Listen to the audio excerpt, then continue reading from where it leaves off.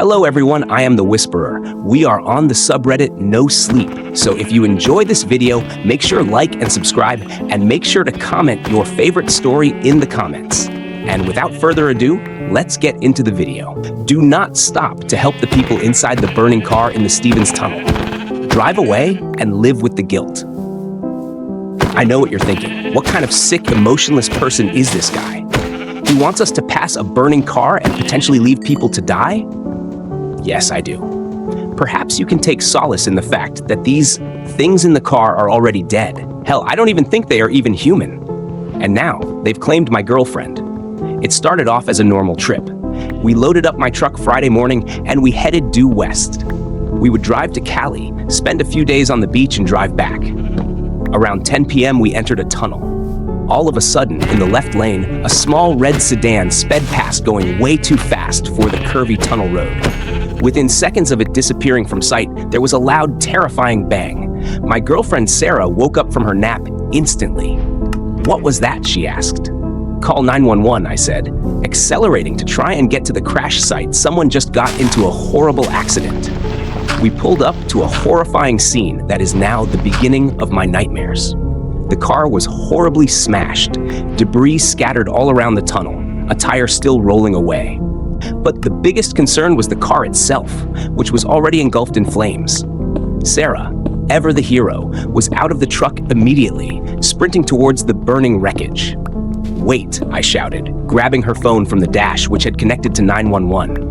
As I got closer to the car, I saw hands pressed against the passenger side window. There was a woman's face behind those hands, but it was not human. Her face was white, too white. She didn't seem to be panicking. In fact, she was smiling. "Sarah," I shouted, "something's not right." "Obviously," she yelled back, "the damn car is on fire." I tore my eyes away from the hellish scene in front of me. Sarah was trying to get into the rear seat, which was not engulfed yet. "Sarah," I shouted, feeling even more uneasy about this whole thing. Something was truly wrong, and it definitely wasn't that people were stuck in a burning car. "Just stay on the phone with 911, Sam," she yelled back. "I got this." At this point, the 911 dispatcher was trying to figure out how many people were in the car. When I looked back at the passenger side seat, the woman from hell was gone. My first thought was that she passed out and had slumped over in the seat. So, despite my instincts telling me to run away, I sprinted closer to the back door to join Sarah. "Sarah," I said, catching up to her, "do you see the woman in there?" "I don't know," she said, turning back. "You're right, something's off here." "Help is 5 minutes out," I said. "It's too late now to go in without protective gear and hoses. We have to wait for the fire department." Suddenly, a scream erupted from the flames. In the instant that my beautiful girlfriend turned back, a hand grabbed her by the throat and yanked her back. I yelled and ran towards the flames, but she was nowhere to be found. Then, all of a sudden, the hands appeared on the window again. Except this time, they were not some random woman's, they were my girlfriend's. Something took my cousin's dead body from under the skate ramp. "Oi! Nice nails, gay boy!" The little kid in a blue hoodie shouted at me from across the road. He had a small freckled face and red hair peeking out from his hood. "Your mum shags for milk tokens, you little ginger chav," I yelled back, flashing my 2 fingers at him.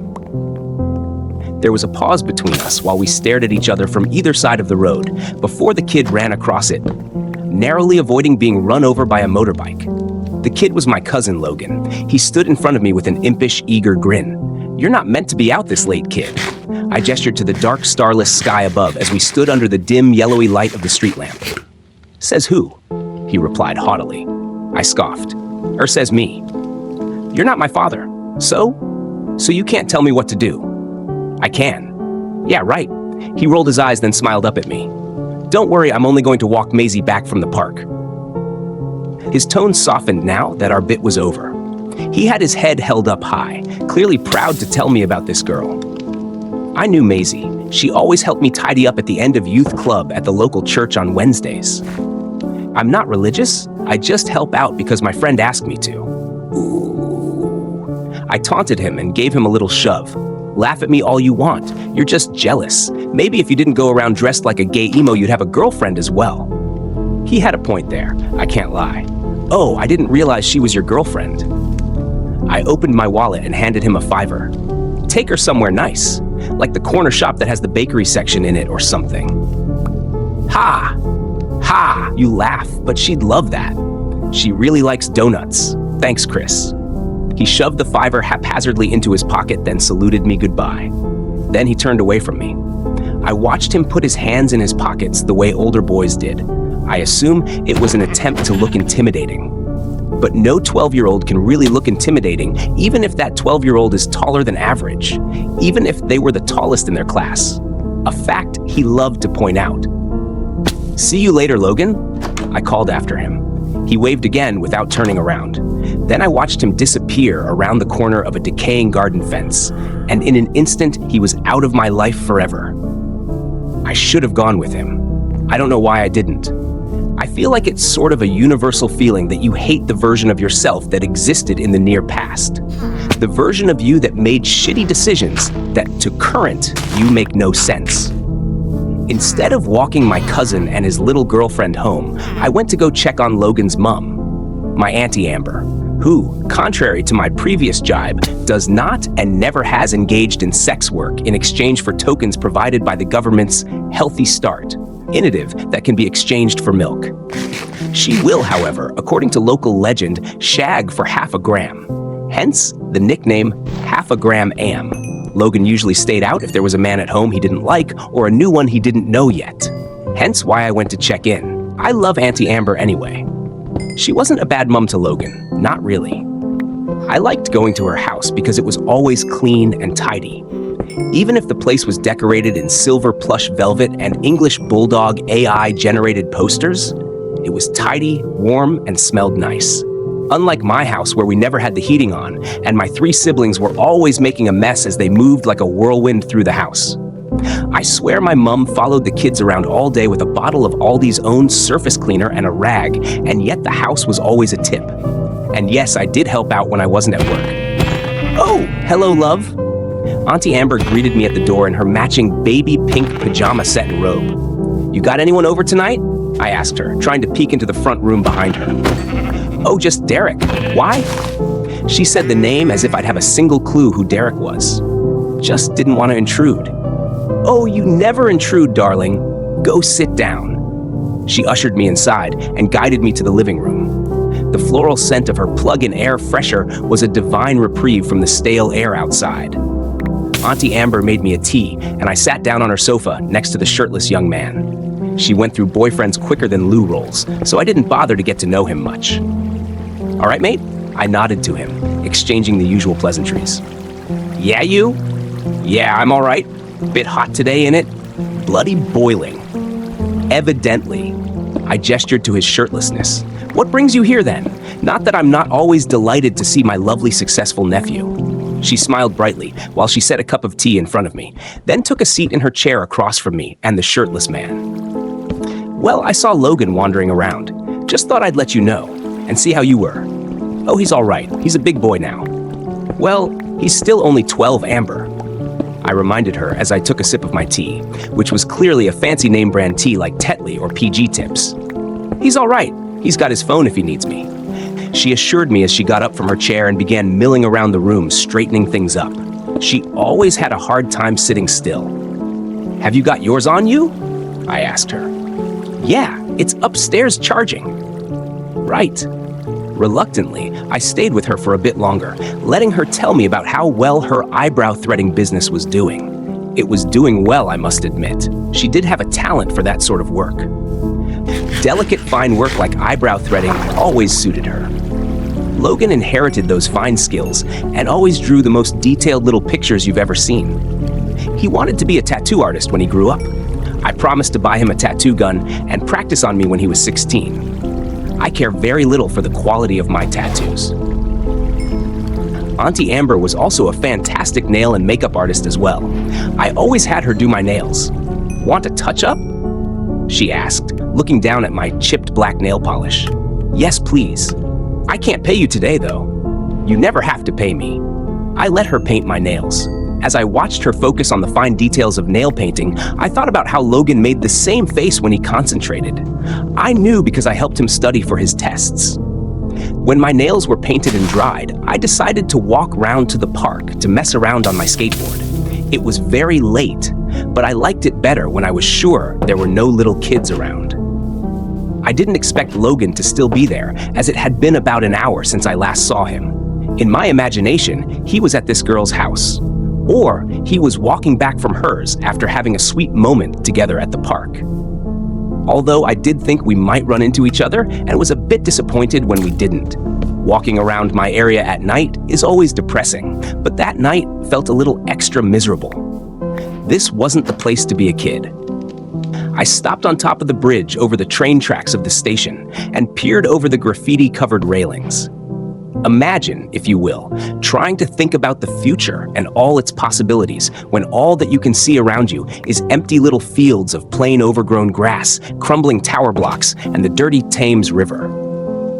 Although I must say the view off of our local pier into the Thames used to be quite nice until they built an Amazon warehouse on the other side. That's the view now. Big, stupid, ugly modern warehouse, like the one I work in.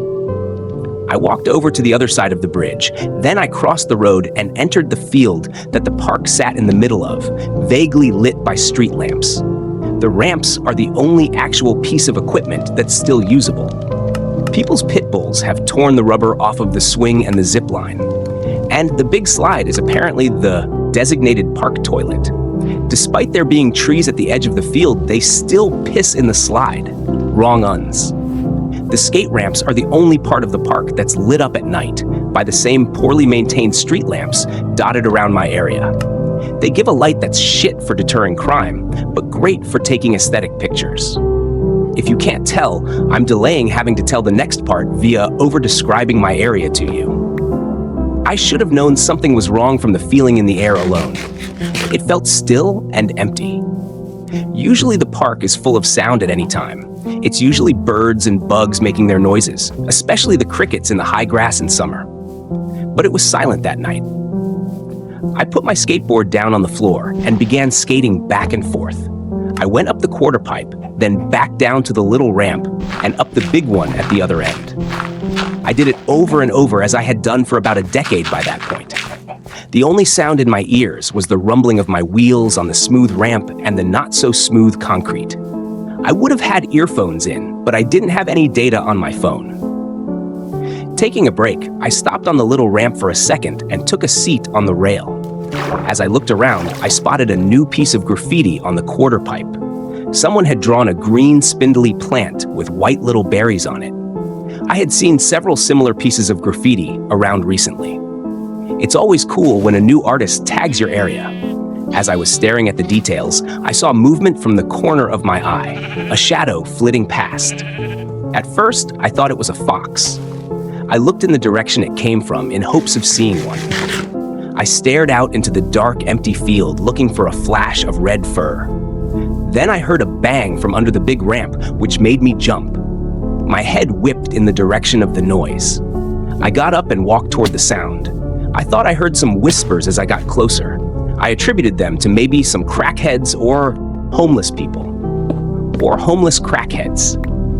I wasn't too worried either way, as I know a lot of the crackheads, homeless people, and homeless crackheads in my area.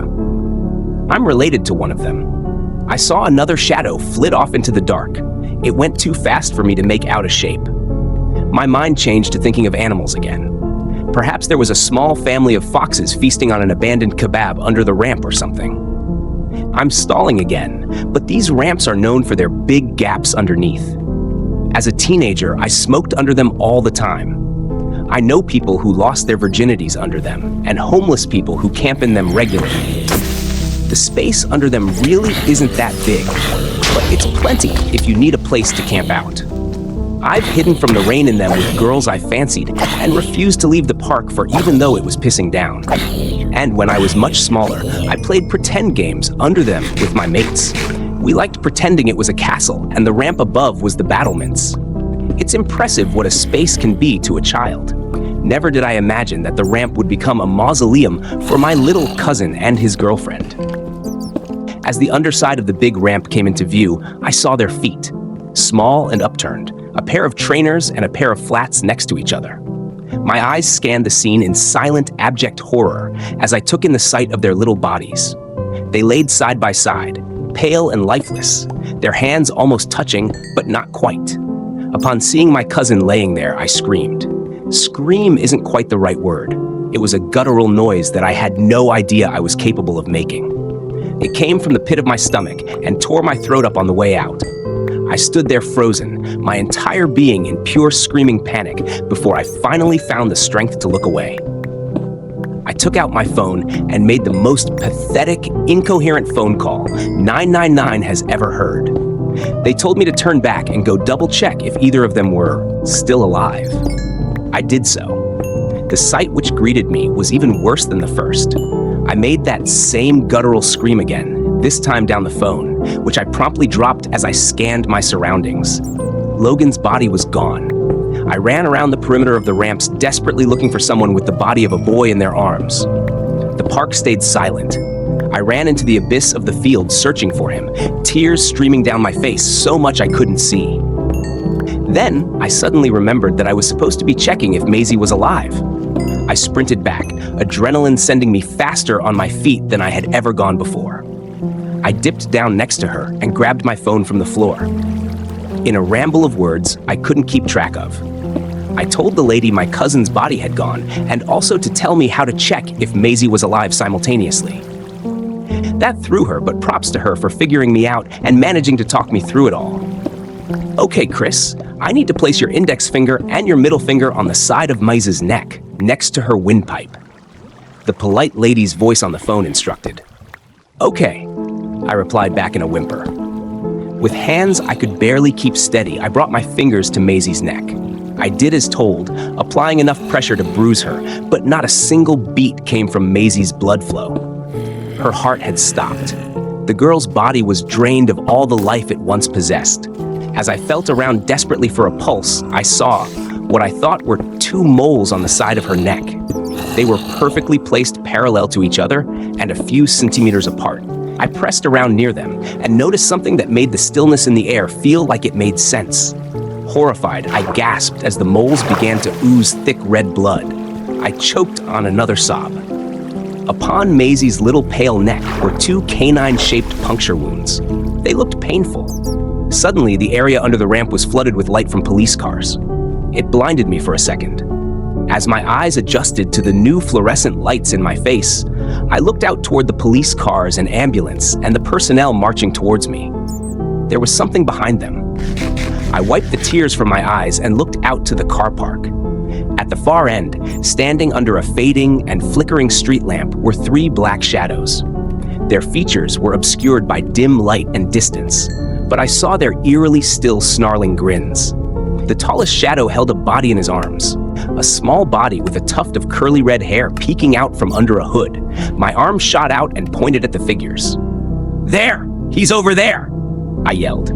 Two officers turned and bolted in the direction. But in the split second it took them to turn, the three figures disappeared in a blur of shadow. I got up to sprint after them, but two officers grabbed me. Although my entire body was shaking with adrenaline, I somehow managed to tell myself the police had it under control. My instincts told me otherwise. I sort of wish I hadn't ignored them. Instead, I cooperated and let them guide me over to a cold metal bench. As first responders walked past with Maisie's body on a stretcher, I instinctively went to grab her hand. Something fell from it and slowly floated down to the ground. Confused, I looked down at the grass beneath me. Between my feet was a business card. Curiously, I picked it up and turned it over. On it was an illustration of the same plant that had been spray painted on the ramp. Green stems, white bulbs. There's noises coming from my basement. I don't have a basement. None of the houses in our area have basements.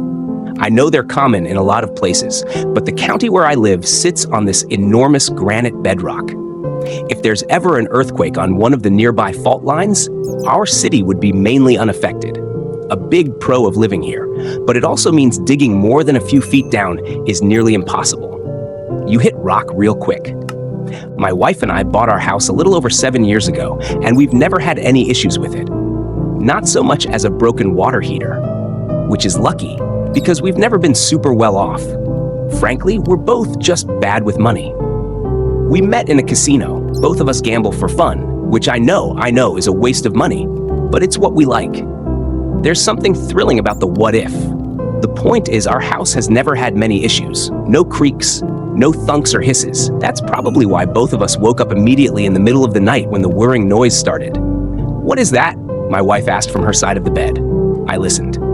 "The AC?" I asked. I turned it off before bed. I sat up, listened some more, and finally kneeled on the bedroom floor. I pressed my ear to the carpet. It sounds like it's coming from beneath us. That doesn't make any sense. After a few more seconds, the whirring noise shut off. Water pipes, she decided. Let's not worry about it. We both went back to sleep. Nothing else happened for a few weeks. When it did, we were at the table, eating Chinese takeout and watching Mega Millions with our lottery cards in front of us. Obviously, we'd share the prize money if we ever somehow won. We both still liked buying our own, though. Our numbers that night sucked. Not one of the cards matched even the first set of numbers, so we switched the TV on mute in frustration. "Do you ever think we should give this up?" she asked me. "We never win. Why do we keep What? I tapped my ear and she went quiet. She heard it too, the muffle of voices from somewhere close. Like the time before, I eventually found myself crouched on the floor with my ear to the ground. It almost sounds like, but I didn't finish my thought. I didn't need to. It almost sounded like people were below us, muted and warbled, but clearly human. But that didn't make sense. We didn't have a basement or even a crawl space. How could there be people? It kept happening. Over the course of the next few weeks, I continued hearing things from beneath the floor. Sometimes garbled voices, sometimes ticking, sometimes pounding, like footsteps running up and down a staircase. I hired a building inspector to come check things out. "There's no basement beneath your floor," he assured me after surveying the property. "None of the houses in this area have them. There's a granite bedrock." I know. What am I hearing then? Rats could be.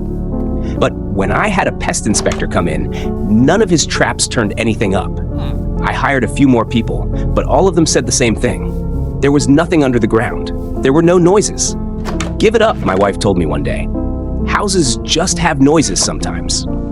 "Not like this. Don't you hear them too?" She hugged me and rubbed my back. "Let it go." "Okay then," I told myself. "Let it go. You'll get used to it. They're just noises." I stopped bringing it up. I stopped sleeping too. At night, laying in my bed, hearing the noises, my mind would spiral. What were they? What was down there? Even the nights when I heard nothing, I couldn't help but imagine the worst. What if it was only quiet because the things beneath the floor were taking their own turn to listen to us? And then one night, after months of this, I got up to get a drink of water and stopped dead in my tracks. Our living room should have only had two doorways, the front door and the kitchen door. Tonight, though, in the dim light of the fish tank, there was a third. Several feet away, set into the wall where it hadn't ever been before, was an opening. Through it, a set of stairs traveled past the bottom of the floor and down to, well, I didn't know. It was too dark to see. Call me stupid or reckless, but my first instinct wasn't to bolt the other way. It wasn't even to turn on the lights. Instead, I drifted forwards toward the new set of stairs. A hand wrapped around my bicep. "Don't."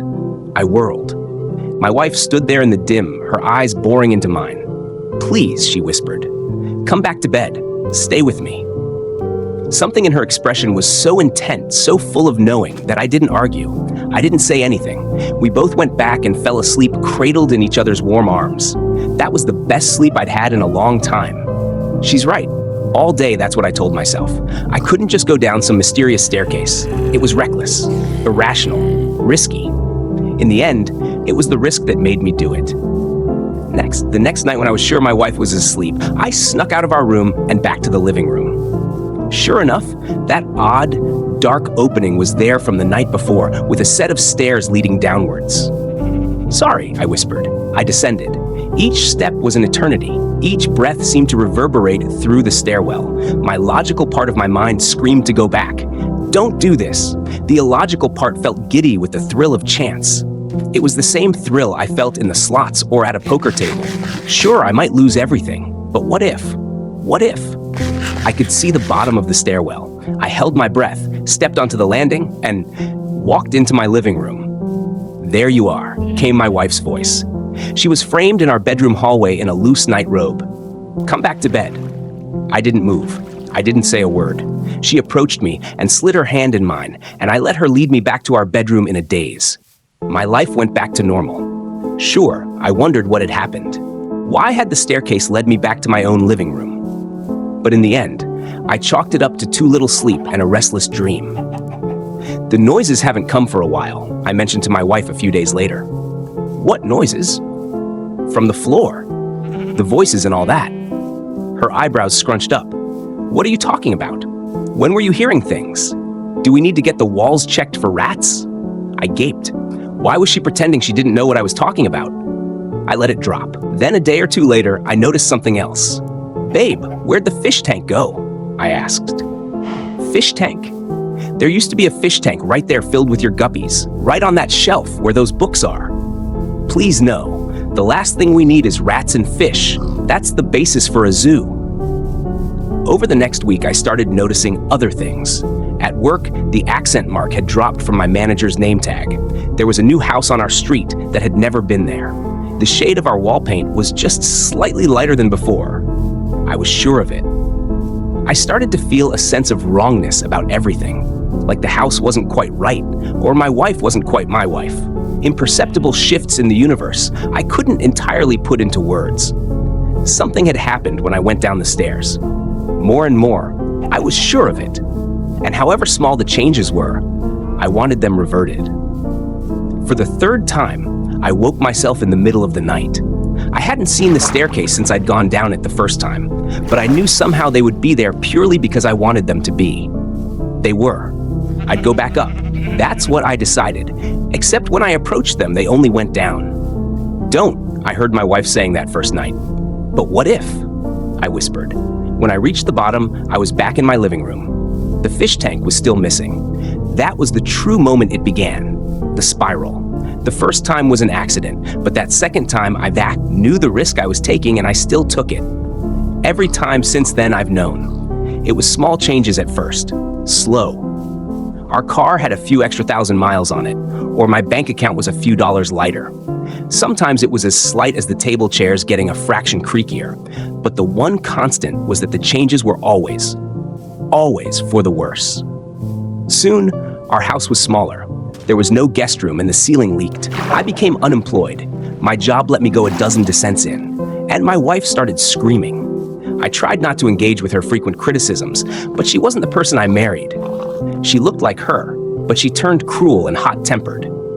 If her gambling was a hobby before, now it was a full-on addiction. Even then, I should have stopped. I knew it. I had to accept this was my life now and quit while I was ahead. It wasn't even so bad, really. I could still turn things around, get a new job, buy a new house, help her see a therapist. I knew if I didn't, I might walk into a life one day where my wife and I never met, or where she had some terminal disease. But I couldn't. It got worse. So much worse. One day I walked into the house and found another couple sleeping in my bed. It wasn't mine anymore. My wife and I were homeless. I had to break in like a criminal each night to continue my descent. I was in debt. So much debt. Collectors started trailing me and confronting me, violently. My health declined. I hadn't realized I could be directly affected too, but my hair fell completely out. My heart started fluttering irregularly from years of drugs the real me had never consumed, and I would spend the nights in agony, relapsing. My wife turned from spiteful to malevolent. I did indeed find a life where she was never my wife. She was my crazy ex. Then my stalker. Then eventually my hunter. I hid in abandoned warehouses and houses to avoid her. Once, I was forced to kill her to defend myself. After the next staircase, she was back. The stairs are simply a part of my routine now. Hide during the day. Break into my old house at night. Go down. See what changed. Repeat it all the next day. Tell myself that maybe the next descent will be different. Maybe one day my life will reset. Maybe the stairs are a loop and I'll circle to a life even better than where I started. I'm in too deep. I can't stop now, even if a part of me knows the cold, hard truth my real wife knew those many descents ago. Something she knew because she wasn't my real wife. Don't, she'd said. She was like me. She found the stairs years ago and took them. Many times, I would guess, enough to understand what was going on. Unlike me, however, she was able to quit in a way I never will, because she accepted the truth. The stairs aren't a circle, they're only a spiral. My phone records a conversation every night that I never had. A few weeks ago, I found out by accident that my phone sometimes saves short audio clips when it thinks I'm talking to it. The files are only a few seconds long and buried deep in the settings. At first, they were harmless. Once, I mumbled in my sleep, "Where's my charger?" Another time, it was just a cough. I laughed and figured it was just normal sleep talking. Then, one Thursday, there was another file, 3:12 a.m. I hit play and heard my own voice say, "Is he awake?" A short pause. Then a second voice, "No, not yet." I live alone. My voice sounded slower, flatter. The other was deeper, rougher. I couldn't place it. The next evening, I met up with two people I sometimes grab drinks with. We sat in a small bar talking about work and stress. At some point, I mentioned the recording, like it was just a weird story. One of them immediately said, "I probably just talked to myself in my sleep." The other said maybe I could hear my neighbors through the walls. They both laughed. I laughed too, but inside, I had the feeling they didn't really believe me.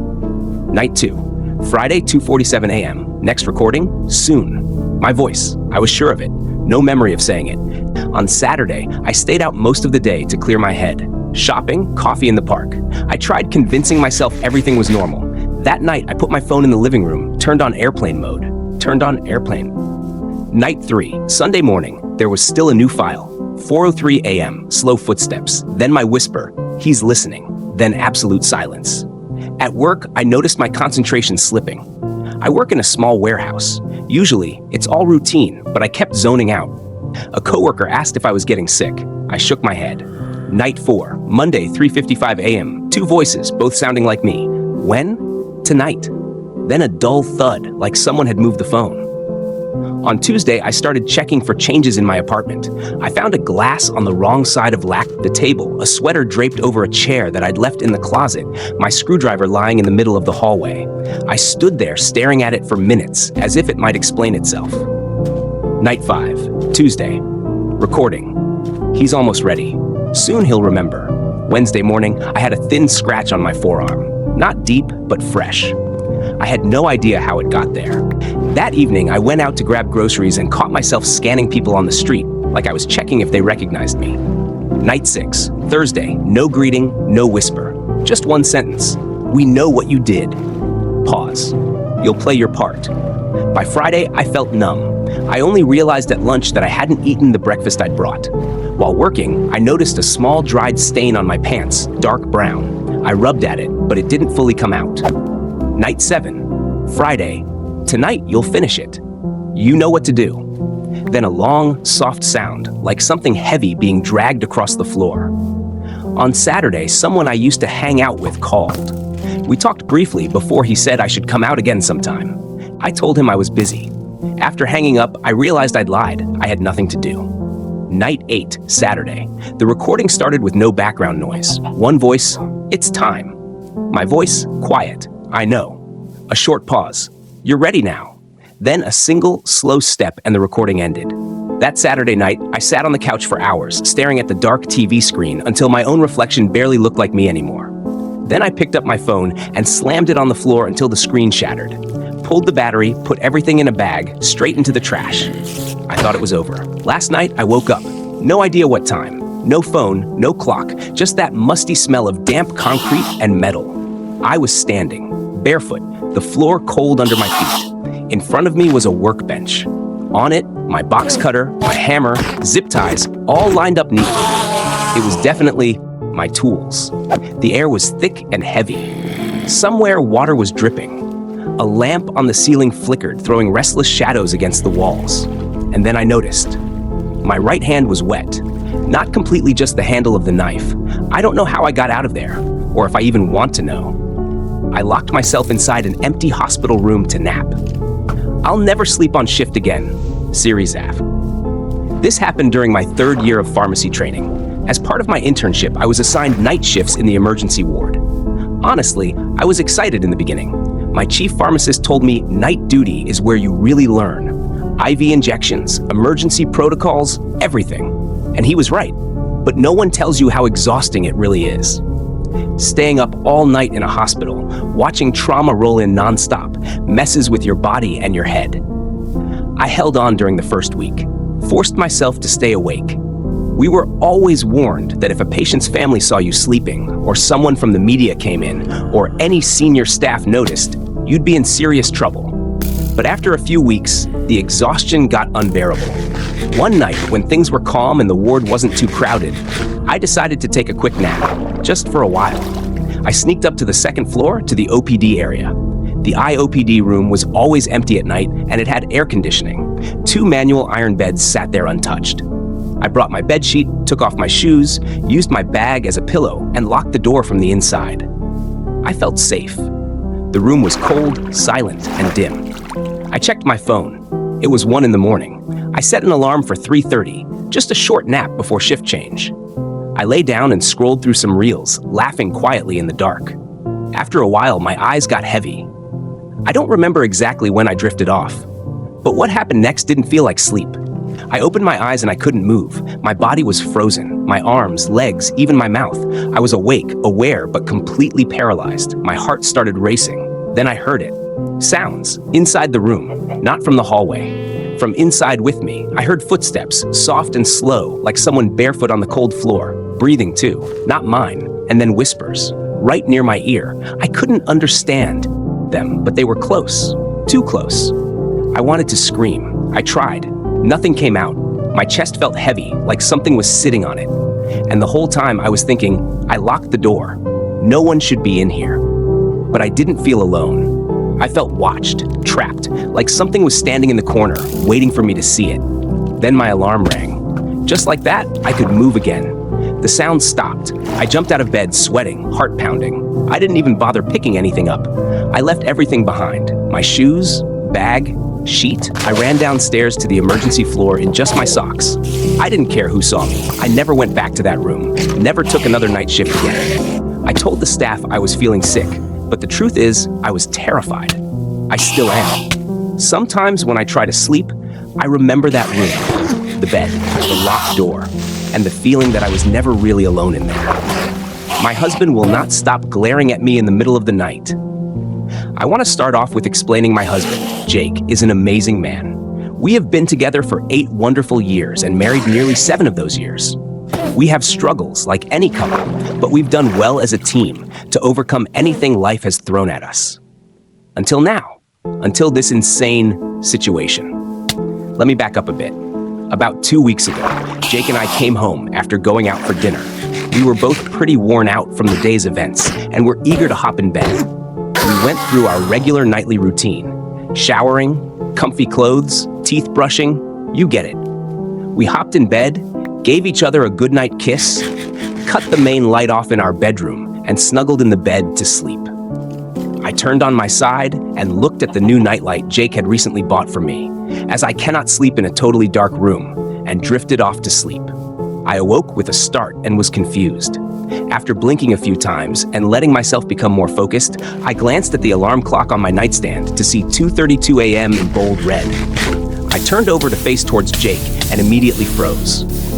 Jake was laying flat on his back, arms laying perfectly still by his sides, but his head was turned towards me. He had blank expression, but his eyes were wide open, staring directly into my soul. I literally stopped breathing. I just stared back into his wide, unblinking eyes for several seconds before reality sank back into my brain and I realized something had to be horribly wrong. I immediately looked at his chest and could see he was breathing. "Jake? Honey, are you okay?" I said as I reached to touch him. His body felt ice cold and this sent me further spiraling. I sat straight up in the bed and quickly moved to hover over him. His head slightly turned while his eyes followed me, still wide and unblinking. I grabbed both of his cold shoulders and start to shake him. "Jake, please, wake up, wake up!" No response, just his eyes boring into my soul. Tears ran down my face as I turned to reach for my phone. I grabbed my phone off the nightstand and started dial 911 with shaky fingers. Before I could hit send, I heard the sound of snoring. I turned to look back at my husband. I felt myself freeze again for a different reason. Jake's eyes were now closed, his face was more relaxed, and his lips were slightly parted, resting peacefully. I dropped my phone on the bed and climbed over to touch him again, and he felt warm. I sat in disbelief for several minutes, just staring at him as he slept soundly. Eventually, I put my phone back on the nightstand and laid back down. I turned on my side away from him and pulled the covers over my head. Somehow, I drifted off to sleep despite still feeling terrified. The next morning, I awoke to the smell of bacon frying and Jake's side of the bed empty. The previous night's events seemed more like a vivid nightmare at this point.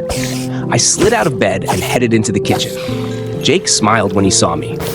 "Good morning, beautiful," he said sweetly while plating a few strips of bacon beside a pile of scrambled eggs. "Morning." I greeted him back as he brought my breakfast and a cup of coffee over to me.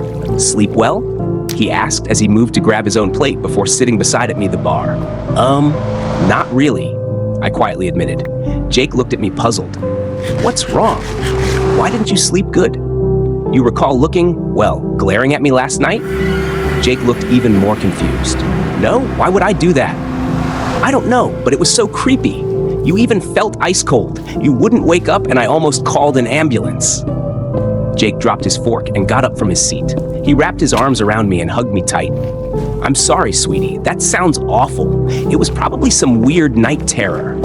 I doubt it happens again, though. You still love me?" I hugged him back as I snuggled into him. Always. The next few days went by without incident. The weird staring experience had faded from my brain. I woke with a start. Why? I didn't know. My eyes darted around the room before setting on the alarm clock. 2:32 a.m. I slowly turned to look at Jake and let out a yelp.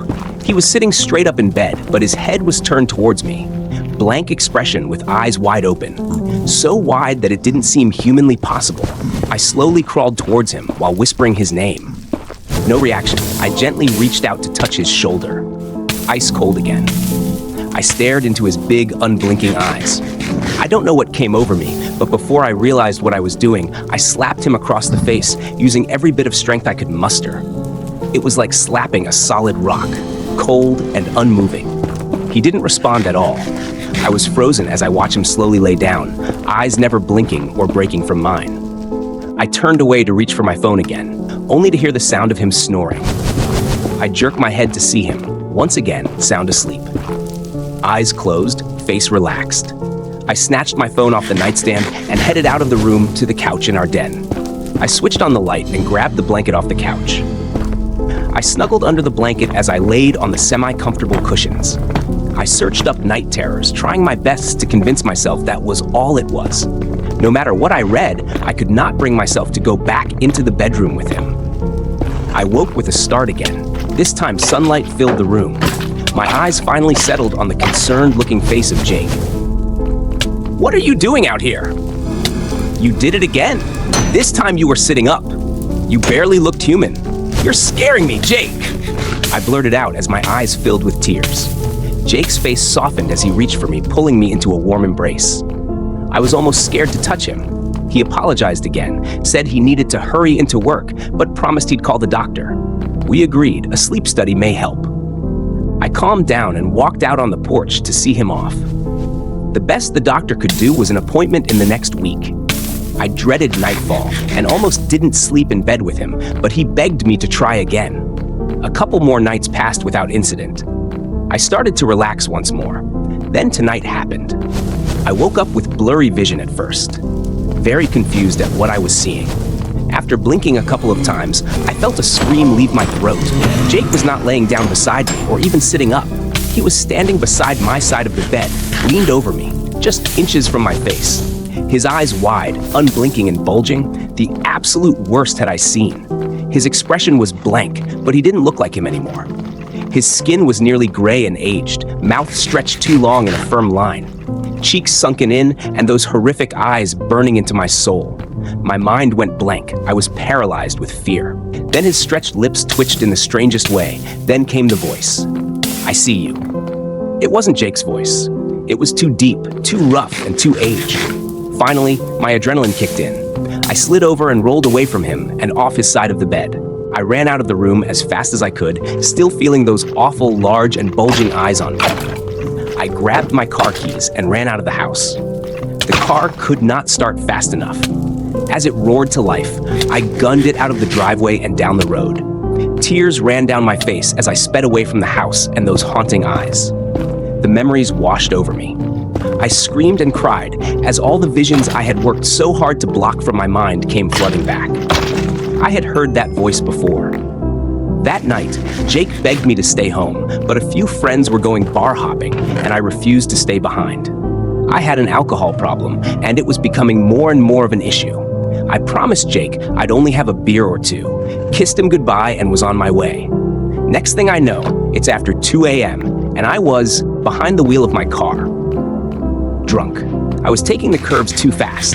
The radio was off, but I was singing at the top of my lungs when a figure in the road appeared. My brain was not registering or reacting quick enough. By the time I hit the brake, it was too late. I hit the figure, hard.